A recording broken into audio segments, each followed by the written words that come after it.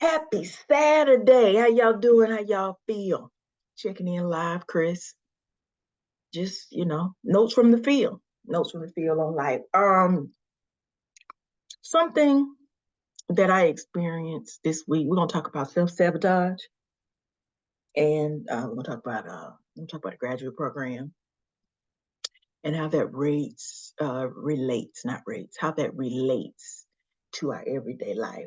One thing that was interesting is when you think about self-sabotage, you're talking about that hard, stuck, overwhelmed feeling that you feel. Now, here's the real tea.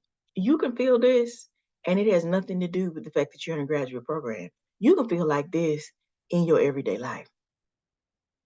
And I think for me, as a person that works full time and is a doctoral student, I found it surprising to realize that many of the lessons that I learned in this whole journey are not just about becoming Dr. Wiley.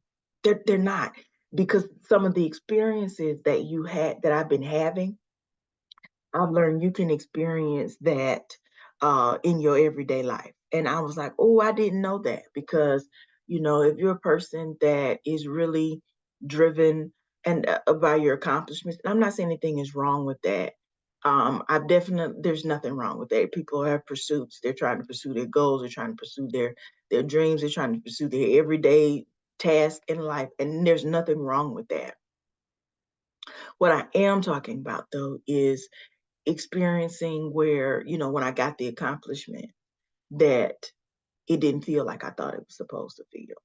Or when I pursued something and you go through, the area of where now all of a sudden you feel stuck or you feel overwhelmed. It's not giving you what you thought that it was going to give you.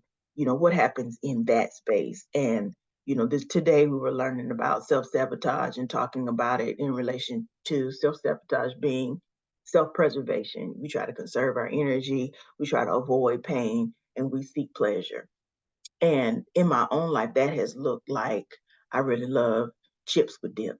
I don't know what it is about me, how sometimes when life is really stressful, I really like French onion dip and potato chips. And last January, I noticed that I really thought out my favorite go-to snack on the weekend or after work was French onion dip and chips. I also really liked watching Grey's Anatomy. Now, I've been watching Grey's Anatomy probably since its inception. Um, I used to be more of an avid fan than I am now. So I really know seasons 1 through 10. I know 11, 12, and 13. And then it kind of like fell off and I stopped watching, but it was my show. I loved all of the characters. And some I loved more than others. And then there were certain ones that I was really tired of them. But television watching became my go-to when I was stressed or wanted to procrastinate, or sometimes it was eating, whether it was chips and dip, uh, it was eating candy, or seeking pleasure, traveling, going on weekend trips, going in the store, buying things that I wanted, that I really didn't need, but I was high on that. And I think that no matter where we are in our life or what it is that we're focusing on, people can experience sabotage. I was realizing, like I said, this past January, January 2023, I have been really doing really good with my health. Strict keto person. I think I had started going to the gym, and it was working out for me. But in January, when transitions and stuff changed for me, um, I stopped with with my diet. I still kept going to the gym, but I didn't, keep up with the diet. Then later, I ended up having back issues, or school was really busy, work was really busy, so I wasn't going to the gym as much. And so it was like the progress that I made. It's like I never really. It's not like, yeah, it's like I didn't really make a lot of progress. I had regressed in a lot of areas of my life, not just um, my health. if we being true. And I can tell you about Chris's life because the only person's body that I have lived in is my own.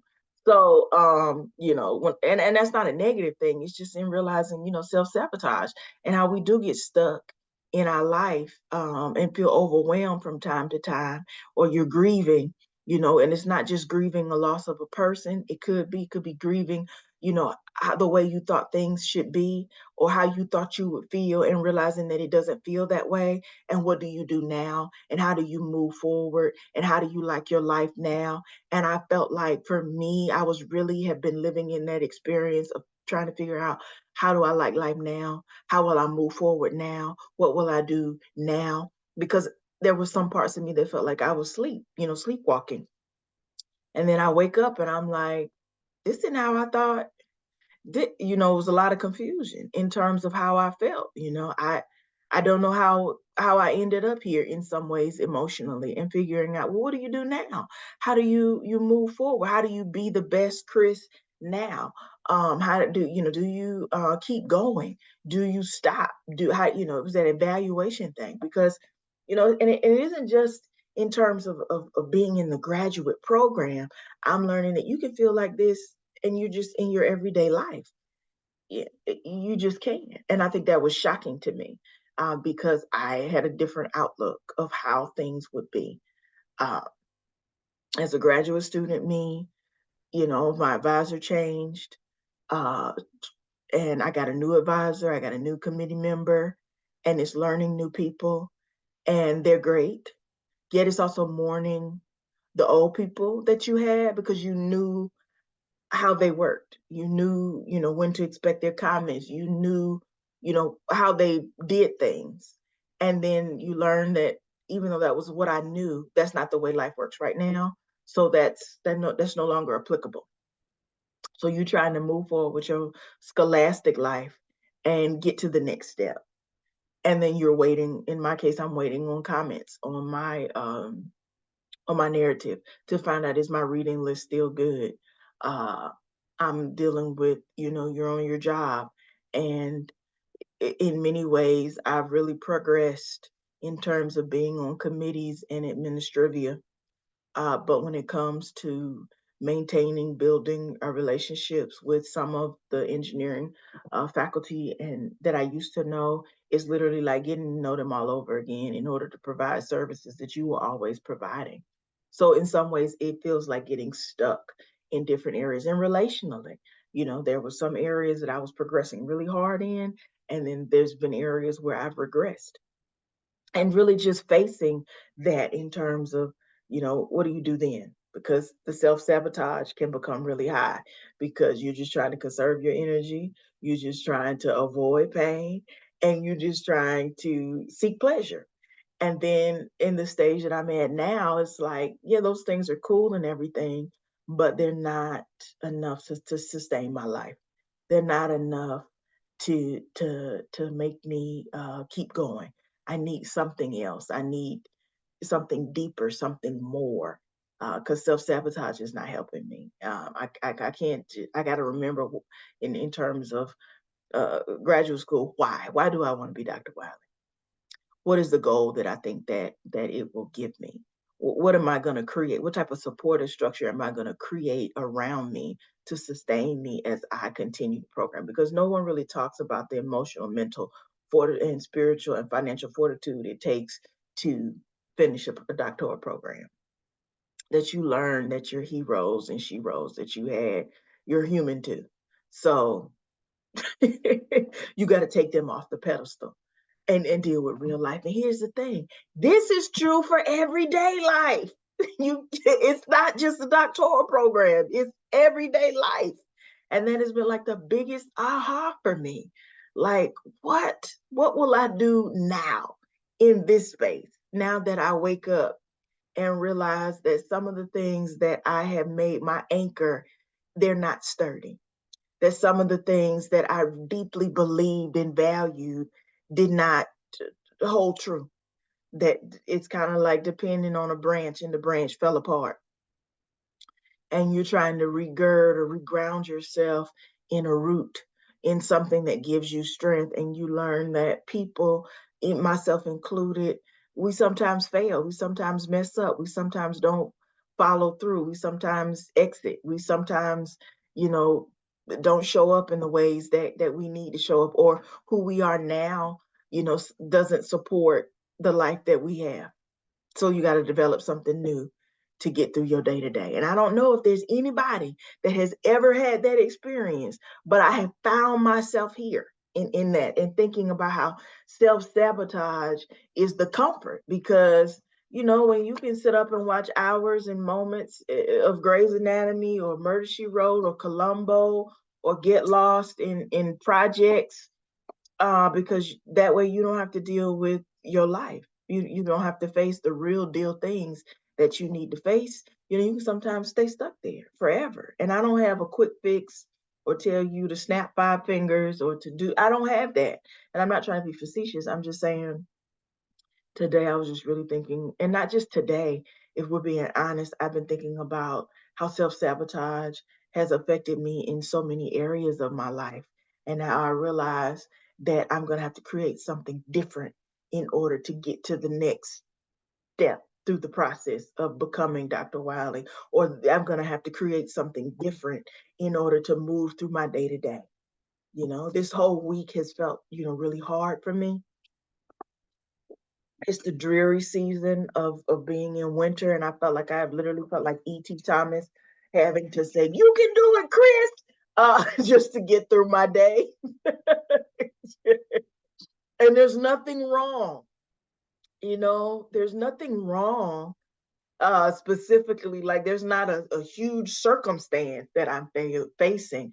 It's just emotionally I'm looking at things going, this doesn't bring me the joy that I thought it did, or that it used to, or I don't really like this. I like parts of this, but I don't like this. I'm gonna need to do this, but I need to stop doing that, or I really need to face that and quit avoiding it. I'm gonna really have to have this hard conversation, even though I don't really want to, because I also don't want to deal with the emotions that go with that. But you know what? You got to deal with your emotions, because if you don't, you'll be crying in the bananas. I probably there's no way to hide from your emotions. We have to feel our feelings.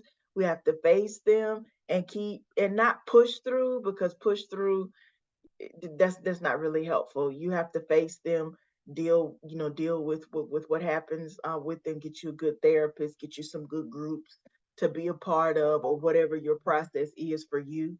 And I say that because for me, I love online groups, and therapy has saved my life, and therapist groups have saved my life. But I realize that everybody does not necessarily respond to that, so you have to figure out what works for you.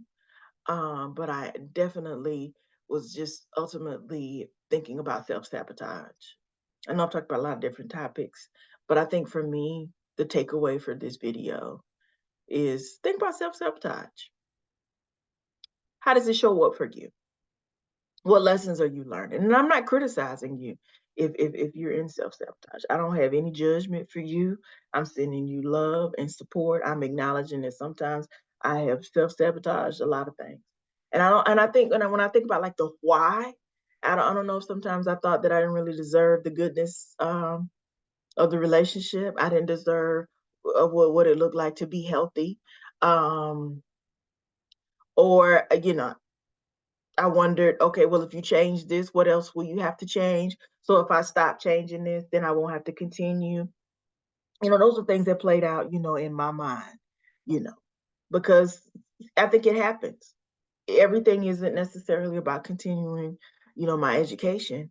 It's just that's the experience that I'm in. And what I'm noticing, because I think I'm in information science, which is studying patterns, how information, how we use it, how we frame it, how we analyze it, how we document it. And I'm sitting here looking at how things repeat for me.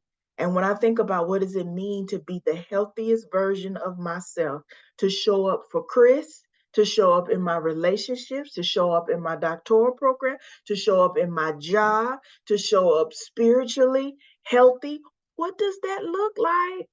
What does that mean? And how are there behaviors or things that I'm doing that are stopping that from occurring, and realizing that in some cases I have actively chosen to do that. And now that I realize that I'm doing that, what can I do to move forward? Real talk, just saying. That's just, just sharing, because I make these videos as part of the journey and the lessons that I learned. If my friend Toya Lynn Ward was alive, this would be a phone call conversation that we would have while she drinks Merlot, or as she used to love to say, Merlot. And I have, or maybe it wouldn't even be a beverage. It would just be long long voice messages that we used to leave for each other. But she's no longer on this side of the earth, so I can't leave those. So these are more like what I make for myself, and maybe I share it or maybe I won't. But that's just where I'm at and what I'm thinking. And I realize that when me, you, us lives our lives, it can feel a bit isolating, like it's just us that's experiencing something. But I think that's the fallacy in life, is that others are experiencing things too. It might not be specifically the same thing that I'm experiencing, but there are things that could resonate for you or not, and that's cool. And if nothing resonates, I have respect and honor for that as well. But I'm just over here recognizing where I'm at today and thinking about what it is that I will need in this moment to continue on, because that has shown up for me, specifically when I think about like conversations with friends who are battling, mental health, and how you can want to be supportive for people that are battling mental health and encourage and provide information and resources that you might know. Yet it also brings up triggers for you. And then how do you handle yourself in those situations? Just saying. So the different topic, but the lesson is still the same. Developing your support to what it is that you're going to need moment to moment, millisecond to millisecond, to keep moving forward as you're on your quest to be the best you that is possible, and all while life is lifing. That's all I got. So I hope that something that I have said to you encourages your spirit, moves you, that you think about self-sabotage, how it shows up for you. So in case you don't remember what it is, it's that hard, stuck, overwhelmed feeling. Other things to think about: if nothing ever changed, how would you learn to live with it? Would you live with it? What type of support, uh, structure, systems does your inner child need in order to move forward? Think about that. So that's all I got. I don't have any, like I said, I don't have any deep answers for you on how that shows up for you, but I definitely was sharing, my experiences with that. Um, like last night, I came home from work, and I like self-care for me is bubble baths, and I made myself one of my favorite dinners, which is steak with baked potato and salad. And then I watched, some episodes of Grey's Anatomy. And then I had a meltdown. Because, real talk. Because life had not felt like how I thought life would feel. And as I looked around my life, I felt a bit out of pocket, for lack of a better word, because I was like, yeah, you got money in the bank. Yeah, you can pay your bills. Yeah, you have a place to stay. Yeah, you have food in your refrigerator.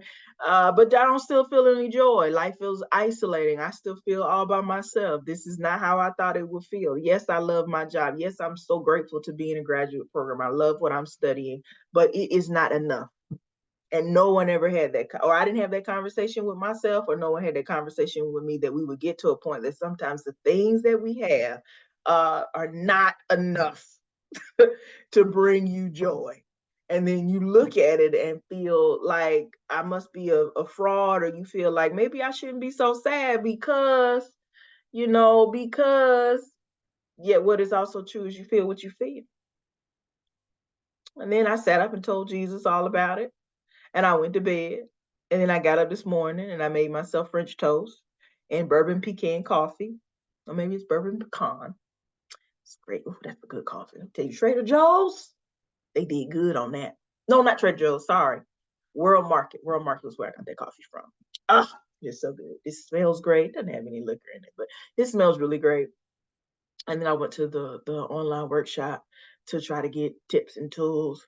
And I don't share this because I feel like I'm an expert in self sabotage.